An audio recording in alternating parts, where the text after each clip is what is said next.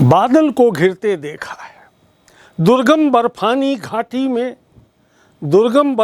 घाटी में शत सहस्त्र फुट ऊंचाई पर अलखनाभ से उठने वाले निज के ही उन्मादक परिमल के पीछे धावित होकर तरल तरुण कस्तूरी मृग को अपने पर चढ़ते देखा है, बादल को घिरते देखा है।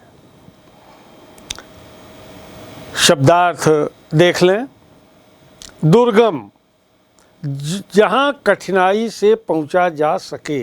दुहगम, गम धातु से बना है, गम माने जाना, जहाँ बहुत कठिनाई से जाया जा सके, पहुँचा जा सके। अलख, न लखा अलख, जो दिखाई न दे, जिसे देखा न जा सके। परिमल, सुगंध, खुशबू। इस काव्यांश में नागार्जुन जी ने कस्तूरी मृग का वर्णन किया है। क्या कहते हैं कि सैकड़ों हजारों फुट की ऊंचाई पर, शत सहस्त्र फुट ऊंचाई पर बर्फ से ढकी हुई घाटी, बर्फानी घाटी, और ऐसी घाटी जो दुर्गम है, जहाँ जाया नहीं जा सकता।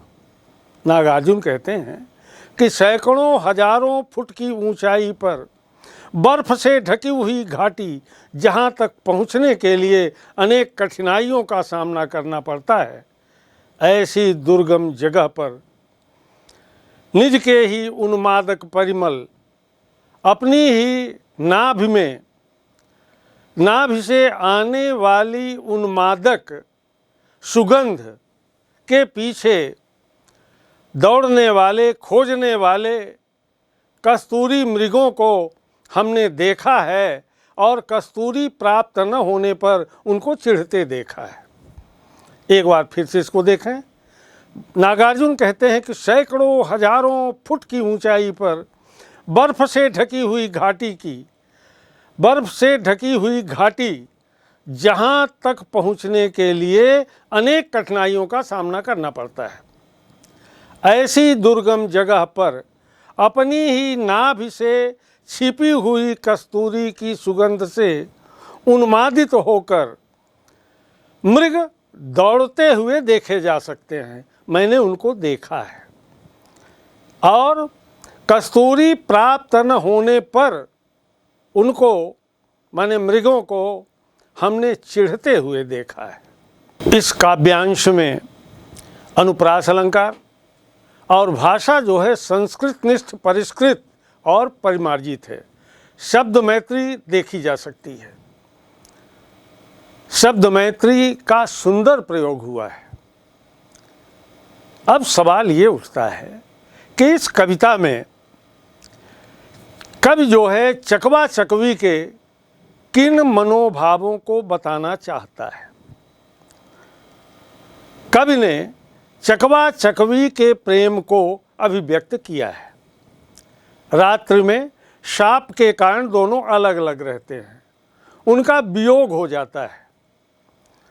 जैसे ही सूर्य की किरणें धरती पर विकीर्ण होती हैं, वे पुनः मिल जाते हैं। यही भाव प्रणय कलह के रूप में व्यक्त हुआ है। एक प्रश्न और है, कवि ने कस्तूरी मृग का उल्लेख किस संदर्भ में किया है? नागार्जुन ने कस्तूरी मृग का उल्लेख किस संदर्भ में किया है? तो कस्तूरी मृग की नाभि में, उसका नाम ही है कस्तूरी मृग, तो उस मृग की नाभि से मादक सुगंध निकलती है।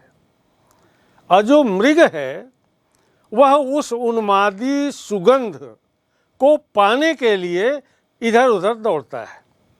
उसे यह ज्ञान नहीं होता कि कस्तूरी की सुगंध उसी से आ रही है।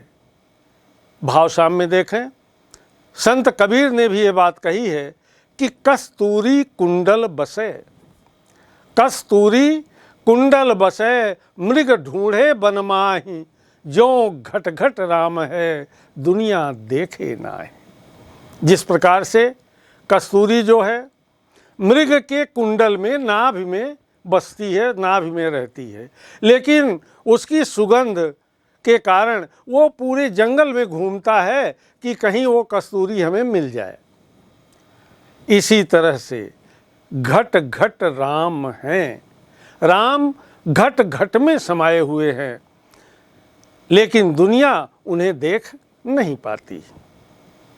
इस कविता में अमूल, समतल, सुप्रभाव, अभिशापित, दुर्गम, उन्मादक आदि शब्द आए हैं। इसमें निहित उपसर्गों को अलग करना है। आप जानते होंगे उपसर्ग क्या है। वास्तव में उपसर्ग जो है दो शब्दों से मिलकर बना है, उप और सर्ग। इन दोनों के योग से उपसर्ग बनता है। उप का अर्थ होता है निकट, पास, नज़दीक, और सर्ग का अर्थ होता है सृष्टि करना। उपसर्ग उस शब्दांश या अव्यय को कहते हैं जो किसी शब्द के पहले आकर उसका विशेष अर्थ प्रकट करता है।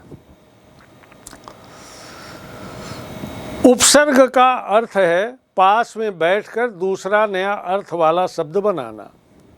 जैसे शब्द है हार, इसके पहले आप प्र लगा दीजिए उपसर्ग, तो नया शब्द बन जाएगा प्रहार। हार मतलब हार जाना, प्रहार माने मारना। सीधे अर्थ जो है रूपांतरित हो जाता है, बदल जाता है। संस्कृत में 19 उपसर्ग हैं और हिंदी में 10 उपसर्ग हैं और उर्दू में 12 उपसर्ग हैं। अब आइए एक एक शब्द देखते हैं। अमल, अमल अ उपसर्ग है इसमें, और धातु जो है मल है। और नया शब्द अगर हम बनाते हैं अथाह, अकाल, अचेत, अमोल, अज्ञान। दूसरा शब्द है समतल, इसमें सम उपसर्ग है। इसमें उपसर्ग है सम और मूल धातु है तल। समतल से, जैसे मैंने आपको बताया कि इसमें उपसर्ग है सम और मूल धातु है तल। इससे शब्द बनेंगे सम्मुख, संभावना, समग्र आदि। अब आता है सुप्रभाव। सु उपसर्ग है, प्रभाव जो है मूल धातु है। इससे बनेगा सुबुद्धि, सुकर्म, सुपुत्र, सुयोग, सुलेख आदि। अब आप देखिए अभिशापित। अभिशापित में अभि उपसर्ग है और शापित जो है वो मूल धातु है। तो इसमें क्या बनेंगे अभिशापित में? जैसे अभियोग, अभिमान, अभिलाषा, अभिनय, अभियोग। अब देखिए अगला शब्द है दुर्गम। अब दुर्गम में दुह जो है उपसर्ग है और मूल धातु है गम। अब इससे बनेंगे दुर्लभ, दुर्जन, दुष्कर, अनेक शब्द आप बना सकते हैं। अब अंतिम शब्द है उन्मादक। उन्मादक,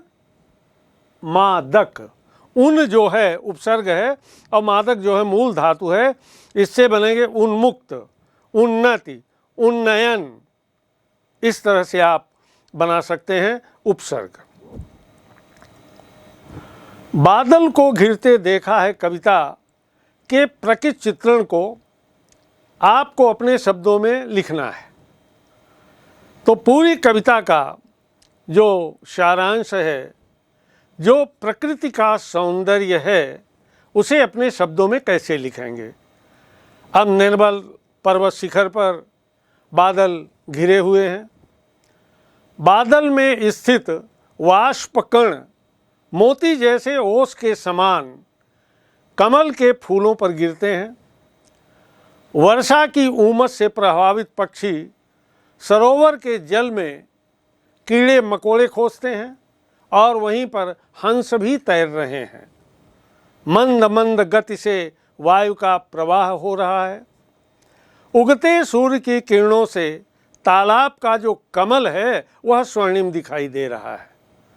रात भर अलग अलग रहने वाले चकवा चकवी का क्रंदन सूर्योदय के कारण समाप्त हो गया है और वह जो क्रंदन था वह शैवाल पर प्रणय कीड़ा में बदल गया है। दुर्गम घाटी में कस्तूरी मृग दौड़ रहे हैं। अपनी ही कस्तूरी की गंध जो नाभि में रहती है उसकी सुगंध से मतवाले होकर वो चारों तरफ दौड़ते हैं उसकी खोज में, कस्तूरी की खोज में, लेकिन न मिलने पर वे चिढ़ जाते हैं। तो इस तरह से कवि नागार्जुन ने बहुत ही मनोरम चित्रांकन किया है, बादल को घिरते देखा है।